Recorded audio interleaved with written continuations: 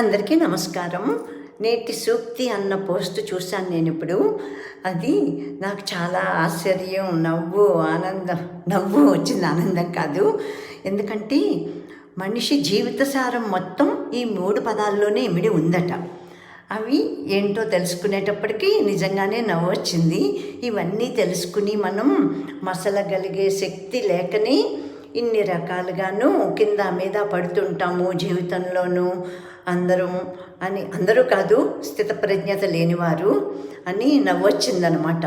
అవి ఏంటో తెలుసుకుందాము, మీకు కూడా తెలియచేద్దామనే ఉద్దేశంతో నేను ఈ వీడియో పెడుతున్నాను.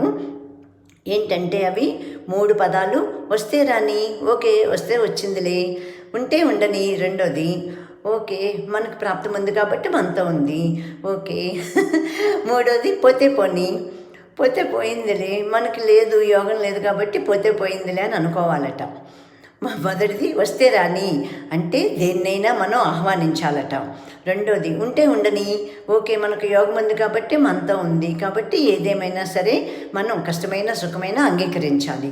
మూడోది పోతే పోని, ఓకే మనకి ఇంతవరకే ప్రాప్తం, పోతే పోయిందిలే, వెళ్ళిపోయింది ఇంతవరకేను, చిరునవ్వుతోటి అనుకుని చిరునవ్వుతో సాగనంపాలట. మనిషి జీవిత సారం మొత్తం ఈ 3 పదాల్లోనే ఇమిడి ఉంది. మరి మీరేమంటారు?